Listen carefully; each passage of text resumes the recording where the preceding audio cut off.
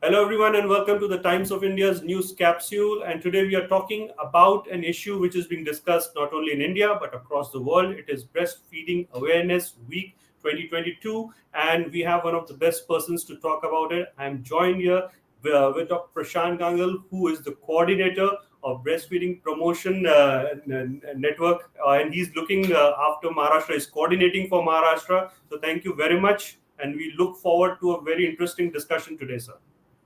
Yes, sure.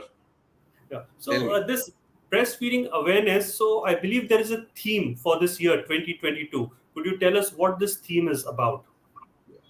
Since 1992, when this World Breastfeeding Week started, every year WABA or World Alliance for Breastfeeding Action comes out with a theme so that focus can change every year and we look into all parts of breastfeeding awareness. This year, the theme is Step Up for Breastfeeding, Educate and Support. What does this mean? This theme means that there are multiple actors or multiple people who help a mother for teaching her, for helping her, for supporting her. So we have to identify all those factors. I'll give an example. In the Yes, sir. pre-delivery period, the mother visits the obstetrician or the maternity home person. So there are staff members over there, the doctor is there, nurses are there. So they are the actors to support the mother in the pre-delivery period. Then she lands up with the labor room for delivery. I call it Naujat Shishu Agaman Kaksha or baby welcome room, not labor room. So there the Right. staff over there supports her. Then goes to the postnatal ward.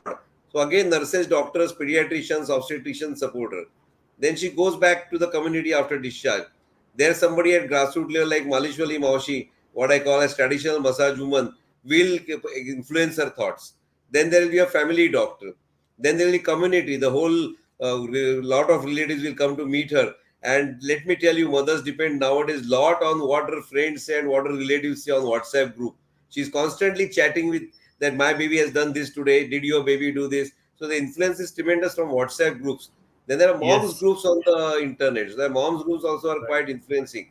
So our purpose this time is to identify all those actors, educate them because not necessarily they have the education about breastfeeding, and then help them or motivate them and inspire them to support the mother. So we are focusing on the warm chain. This we call as warm chain of breastfeeding. From let's say adolescent, where we want healthy adolescent mothers, girls going into adolescence and then adulthood by proper anemia management and thyroid management and whatever, and giving them calcium, and then the landing up. So all these entire chain from adolescence to pre-delivery period, delivery period, post-delivery Hmm. period, discharge, right till the time baby becomes finishes second birthday and maybe up to 5 years. So that's the purpose of this World Breastfeeding Week. Absolutely awareness. And this second question, I want to take this up in Hindi because we want most of the people who are not comfortable with English also to understand it. तो हम basically जानना चाहते हैं, कई बार ऐसा कहा जाता है कि कई जगहों पे ऐसा कहा जाता है कि माँ का दूध ज़्यादा समय तक नहीं पिलाना चाहिए या कोई लिमिट रहना चाहिए। तो अलग अलग तरीके की बातें आती है, और इसका एक कल्प्रिट जो आपने एक वर्ड अभी यूज भी किया था कि आजकल कई व्हाट्सएप ग्रुप और सोशल मीडिया ग्रुप बन गए, so they are not qualified doctors. ये सिर्फ कही सुनी बातें फैल जाती है और शायद कभी सच बन जाती है, यू नो, लोगों के मन में। तो मैं चाहता हूँ थोड़ा आप अगर बताएं कि क्यों माँ का दूध बच्चे के लिए जरूरी है और कितने समय तक, डॉक्टर साहब। माँ का दूध नेचुरल है, तो जरूरी है कि नहीं जरूरी है ये बात ही नहीं आती है। जरूरी तो है, हर एक प्राणी की तरह आप देखेंगे जिसको मैमल्स बोलते हैं हम लोग, तो सब बच्चे जो प्राणियों के रहते हैं दूध पीते ही है माँ का, तो ये नेचुरल है। बाहर का दूध देना या फॉर्मूला देना ये अननेचुरल है।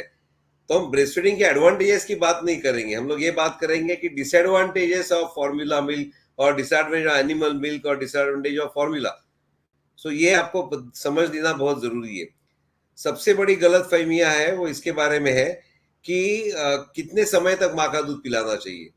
तो मैं आपको सिफारिशें बता देता हूँ। जन्म के बाद करीब 5 मिनट में बच्चे का और माँ का अनावृत स्पर्श चालू होना चाहिए, जिसके कारण बच्चा अपने आप 1 घंटे के अंदर स्तनपान की शुरुआत करेगा अपने आप, क्योंकि बच्चे के ब्रेन में कंप्यूटर की चिप लगी हुई है कि कैसे मुझे आगे बढ़ना है। और उसके बाद प्रथम स्तनपान पूरा होने तक ये स्पर्श जारी रखना चाहिए। पहली शुरुआत कैसी होनी चाहिए। सिर्फ माँ का दूध, यानी बाकी कुछ भी नहीं, टॉनिक नहीं, बाकड़ू नहीं, बागोई नहीं, कुछ भी नहीं, 6 महीना पूरा होने तक। एक्सेप्ट जो लो बर्थ वेट बच्चे रहते हैं उन लोग कैल्शियम और आयरन दे देते हैं, या कभी बीमारी हुई तो कुछ आप डॉक्टर ने दवाई दी तो वो बात अलग है। और नॉर्मल बच्चे को विटामिन डी भी दिया जाता है तो वो भी नॉर्मल है, उसके लिए कुछ चिंता करने की जरूरत हमें नहीं है। फिर कभी तक चालू रखना है? 6 महीने के बाद घर में बनाया हुआ, हाइजीनिकली प्रिपेयर्ड, नरम किया हुआ, पतला नहीं। लोगों को आदत है पतली चीज देने की, फलों का रस देते हैं, सूप देते हैं, जूस दे देते हैं, तो वो नहीं, ठोस आहार देना चाहिए, नरम किया हुआ आहार घर में बनाया और सही प्रमाण में देना चाहिए। और कि कभी तक चालू रखना चाहिए उसके साथ स्तनपान। तो ये खाना आस्ते आस्ते बढ़ते जाएगा और साथ में स्तनपान भी वैसे ही जारी रहेगा 2 साल पूरा होने तक, सेकंड बर्थडे तक। तो ये सेकंड बर्थडे का अपने ध्यान में रखना है। 0 to 6 months, 6 to 12 months, लोगों की गलत फहमी है कि ऐसे खाना चालू करेंगे स्तनपान कम कराना है और हाँ, खाना बढ़ाते जा रहा है। ऐसे नहीं है, ऐसा नहीं है। स्तनपान वैसे ही रखते हुए सेकंड बर्थडे तक देना है, क्योंकि सेकंड ईयर में भी 30% कैलोरीज और 40% प्रोटीन ये माँ से दूध से आएंगे, अपेक्षा है। और काफी सारे विटामिन भी माँ के दूध से आ जाते हैं। और 2 साल के बाद पोषण के लिए नहीं, लेकिन कई सारे बाकी फायदों के लिए 2 और 5 साल के बीच में टॉनिक जैसा, यानी मानो आप दिन में 4-5 बार बच्चे को देंगे माँ तो अच्छी बात है। 5वें बर्थडे को क्या हो जाता है, 5वीं उम्र के आसपास, कि बच्चे की प्रतिकार शक्ति बड़े लोगों के माफिक हो जाती है, तो बीमारियों का प्रमाण भी कम हो जाता है। आपने ये सुना रहेगा अंडर 5 मॉर्टेलिटी। अंडर 5 मॉर्टेलिटी क्यों बोलते हैं? क्योंकि उसके बाद बच्चे की प्रतिकार शक्ति बढ़ जाती है। तो ये टाइम फ्रेम है, ये हर एक माँ के दिमाग में बैठना चाहिए अच्छी तरह से, रिश्तेदारों के दिमाग में। या तो सास एक बोलती है, दादी एक बोलती है, नानी एक बोलती है, हाँ, हस्बैंड और कुछ बोलता है। तो ये हाँ, फ्रेमवर्क ध्यान में रखिए। आपने बोला कि अलग अलग लोगों को माँ पूछती है, तो हमेशा हम्म। बोलता हूं मैं कि कारपेंटर के काम के लिए आप प्लम्बर के पास मत जाइए। और नहीं तो आप डॉक्टर गूगल के पास तो बिल्कुल मत जाइए। जा, ऐसा नहीं है, मैं ऐसे नहीं हाँ, कहूंगा कि आज के दुनिया गूगल नहीं जाना है। गूगल क्या जा सकते हैं, लेकिन गूगल से हमें सिर्फ इंफॉर्मेशन मिलती है, एग्जैक्टली। हमें नॉलेज नहीं मिलता है, विजडम नहीं हाँ, मिलता है। विजडम आपको डॉक्टर के पास ही मिलेगा। जी हाँ, ये सबसे जरूरी। एक और मिसकंसेप्शन है, या जो भी, या आप ही बेटर क्लियर कर पाएंगे। लोग कहते हैं कि अगर माँ का दूध बच्चे को ज्यादा समय तक पिलाया जाए, अब ज्यादा का डेफिनेशन सबका अलग अलग है, मगर मुझे लगता है कि 1 ईयर के बाद ही लोगों का ये कंसेप्शन शुरू होता है, या मिसकंसेप्शन, कि ज्यादा समय तक पिलाया जाए तो माँ की हेल्थ पर असर पड़ता है। इस बारे में आप क्लैरिटी डालिए, what is the medical truth? Medical truth मैंने जैसे समझाया अभी कि 1 साल के बाद भी माँ का दूध चालू रखना है। इनफैक्ट उससे माँ की जो हेल्थ रिस्क है वो कम हो जाती है। ब्रेस्ट कैंसर ये आज का सबसे बड़ा किलर है माओं का। तो ब्रेस्ट कैंसर की रिस्क जितने लंबे समय तक माँ पिलाते रहती है, उतने लंबे उसका रिस्क जो है माँ के हेल्थ की वो कम हो जाती है। तो ब्रेस्ट कैंसर के लिए प्रोटेक्शन है। माँ के जो फैट एक्स्ट्रा जमा हो जाती है प्रेगनेंसी में, उसके लिए प्रोटेक्शन है। बच्चा कम बार बीमार पड़ेगा तो माँ के हेल्थ के लिए फायदा ही है कि बच्चा बीमार पड़ता है तो माँ की हेल्थ एकदम खराब हो जाती है। तो ये भी एक गलतफहमी निकाल देनी चाहिए। तो माँ के बेनिफिट के लिए लॉन्ग टर्म में बच्चे के भी कुछ बेनिफिट्स है।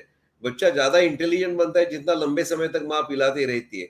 माँ की हड्डियां मजबूत हो जाती है। तो पेरीमेनोपॉजल जो ऑस्टियोपोरोसिस हो जाता है, उस पोस्ट मेनोपॉजल, उसके लिए भी प्रोटेक्शन मिल जाता है। तो ये कहना बिल्कुल गलत बात होगा कि माँ की तबीयत खराब हो जाती है। और आपने ये पूछा कि काफी लोगों का कहता है कि चालू रखेंगे तो आदत नहीं छूटेगी। जब भी हाँ। मैं वर्कशॉप लेता हूँ तभी मैं ये हम्म। बोलता हूँ, सपोज 50 लोग हैं, मैं पूछता हूँ इसमें से कितने लोग अभी तक माँ का दूध पी रहे हैं? हाँ। तो टूटनी तो है आदत, 5 साल की टूटेगी, 6 साल की टूटेगी। ऑस्ट्रेलिया में जी। मुझे एक बहुत अच्छा एक फ्रेंड ने मुझे बोला कि ऑस्ट्रेलिया में एक किस्सा बता रहा था वो, कि ऑस्ट्रेलिया में स्कूल में मम्मियाँ छोड़ने को आती है बच्चों को, तो बस में चढ़ने के पहले वो माँ का जो शर्ट रहता है ऊपर करता है और थोड़ा सा एक ब्रेस्ट मिल्क का गल्प लेके फिर वो बस में चढ़ जाता है। And that is consider normal.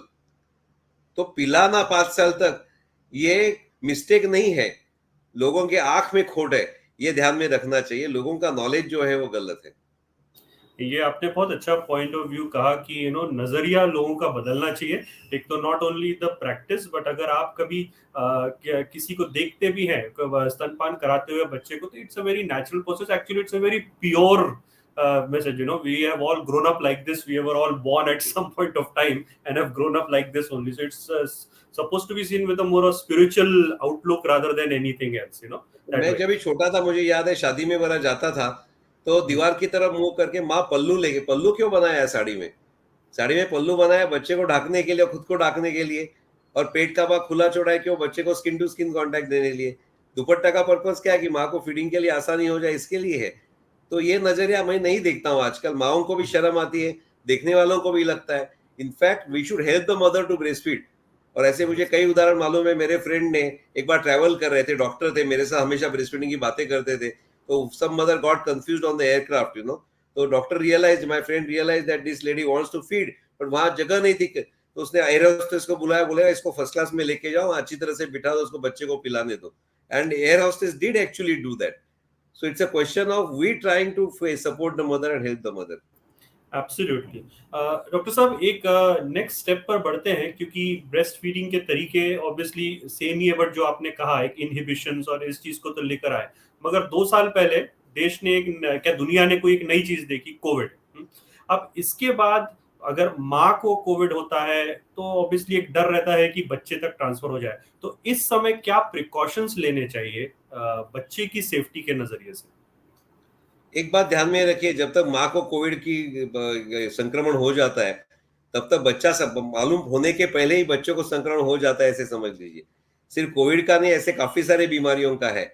लेकिन माँ जब यार कोविड डिटेक्ट हो जाती है तो जरूरी नहीं है कि वो फीडिंग बंद कर दे। फीडिंग चालू ही रख सकती है माँ, क्योंकि संक्रमण जो होता है ब्रेस्ट मिल्क में से नहीं होता है, और यह अभी साइंस ने प्रूव कर दिया है। जो स्टैंडर्ड प्रिकॉशंस है कि बच्चे को कोविड न लगे, इसके लिए पिलाते समय माँ अपना नाक और माउथ जो है वो मास्क से ढक सकती है। बच्चों को हैंडल करने के स्टैंडर्ड हाइजीनिक प्रिकॉशंस है कोविड के, वो ऑफ कोर्स ले सकती है।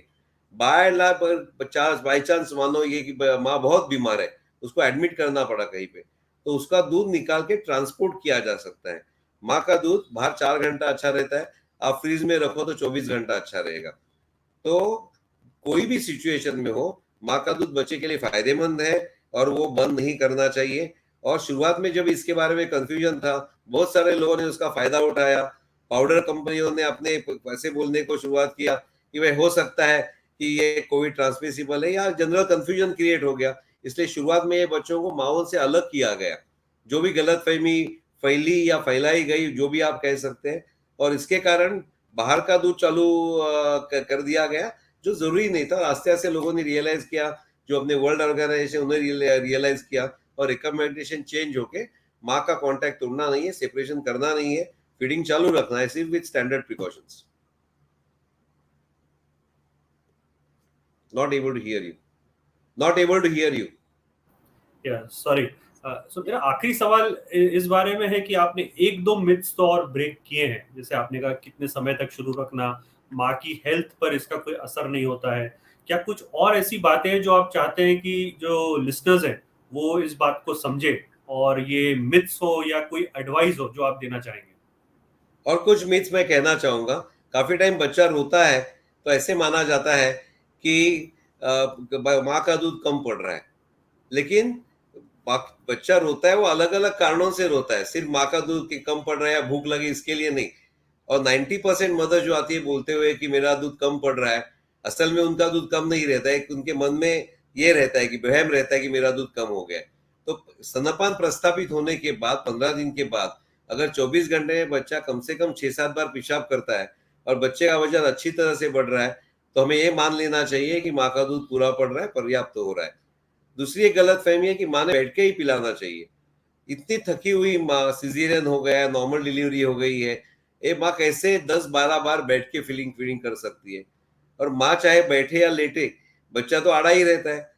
तो इसलिए माँ बैठ के लेट के जैसे उसको चाहिए वैसे फीडिंग कर सकती है। सिर्फ अगर पहला बच्चा है तो पहले 10-15 दिन किसी ने ध्यान रखना चाहिए उनके ऊपर, बाद में ध्यान रखने की भी जरूरत नहीं है, वो अपने आप बच्चा माँ एडजस्ट हो जाते हैं। ये गलत फहमी है। तीसरी गलत फहमी है कि माँ के खाने के ऊपर रिस्ट्रिक्शन लगाए जाते हैं।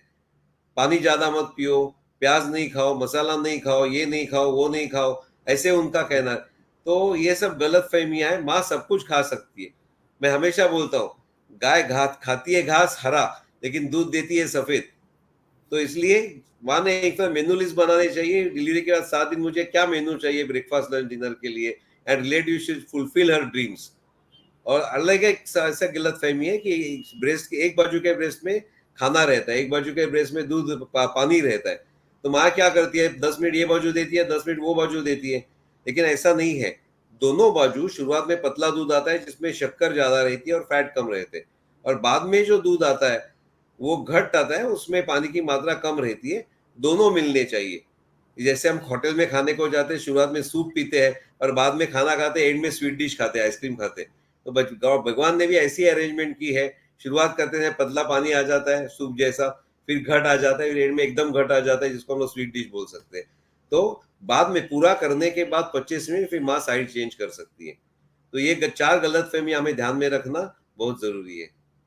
यानी ये बहुत आपने इंपॉर्टेंट बात बताई, जो आपने कहा कि पहले किस टाइप का दूध बच्चे को मिलता है, उसके बाद फिर किस टाइप का आता है। These are miracles of nature which yes. At least all we can do right now is interpret that way. That is the best we can do. और मेरे ख्याल से जो लोग इसको सुन रहे हैं, जो या तो मदर्स टू बी हैं या नए मदर्स हैं, आप सभी को इस चीज का ध्यान रखना है कि प्लीज सुनी सुनाई बातें पे ना जाएं। डॉक्टर से ही बात करें, डॉक्टर से ही क्लैरिफाई करें, और कोई भी आपका सोर्स ऑफ एडवाइस नहीं होना चाहिए। इंफॉर्मेशन हो सकता है, मगर medical advice apart from doctor बिल्कुल कोई और सोर्स आपका होना ही नहीं चाहिए। और एक आपको बोलना चाहता हूं मैं कि जी लैक्टेशन काउंसलर्स और कंसल्टेंट्स ये जी अवेलेबल है अभी, जो ब्रेस्ट फीडिंग के एक्सपर्ट है। तो आप जी, लैक्टेशन कंसल्टेंट काउंसलर्स की भी सलाह ले सकते हैं, डिलीवरी के पहले भी और डिलीवरी के बाद भी, जो इस फील्ड में एक्सपर्ट है।